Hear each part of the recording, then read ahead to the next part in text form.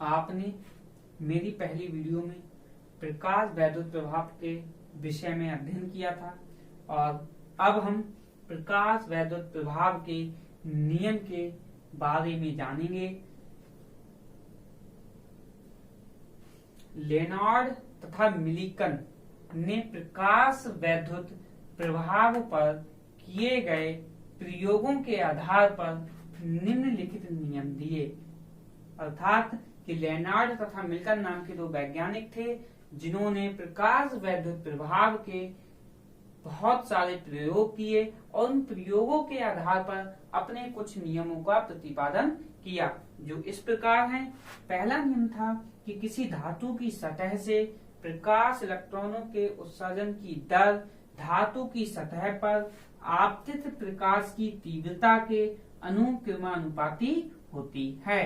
मतलब कि जब किसी धातु की सतह पर कोई प्रकाश आपतित होता है तो उसकी सतह से जो इलेक्ट्रॉन निकलते हैं उन इलेक्ट्रॉनों की जो दर होती है वो प्रकाश की तीव्रता के अनुक्रमानुपाती होती है। यानी कि जैसे जब कोई प्रकाश किसी धातु पर आपतित होगा तो उससे इलेक्ट्रॉनों का उत्सर्जन होगा और उन उत्सर्जन इलेक्ट्रॉनों के जो उत्सर्जन की दर होगी वो आपतित प्रकाश की तीव्रता के अनुक्रमानुपाती होती है।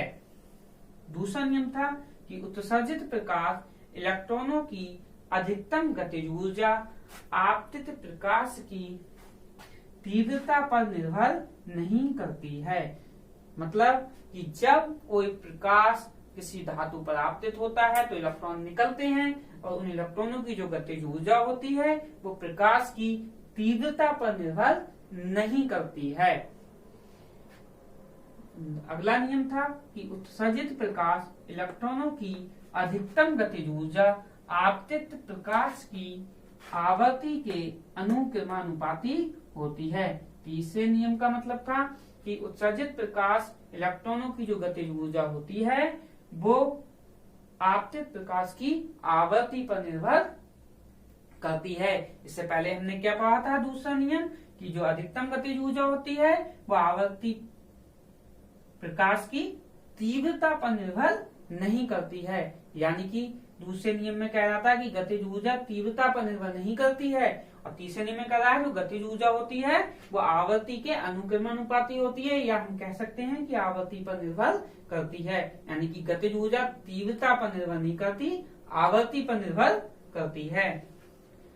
चौथा नियम था कि यदि आपतित प्रकाश की आवृत्ति एक न्यूनतम मान से कम है तो धातु से कोई भी प्रकाश इलेक्ट्रॉन उत्सर्जित नहीं होता है।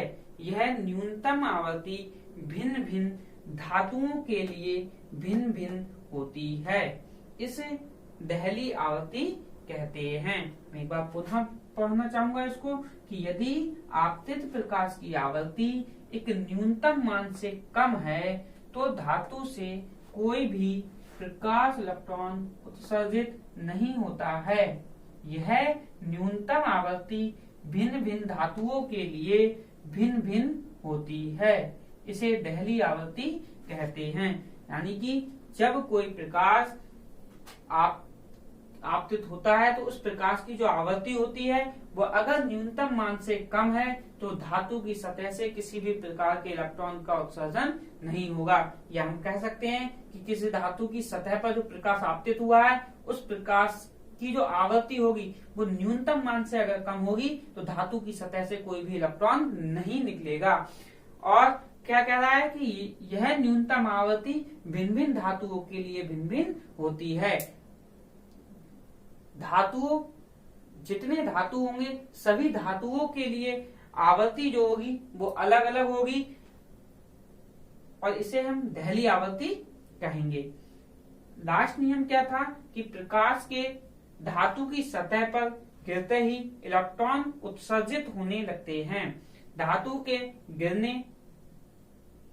के पृष्ठ पर प्रकाश के गिरने तथा इलेक्ट्रॉन के निकलने के बीच कोई समय शेष नहीं रहता है। यानी कि प्रकाश की धातु की प्रकाश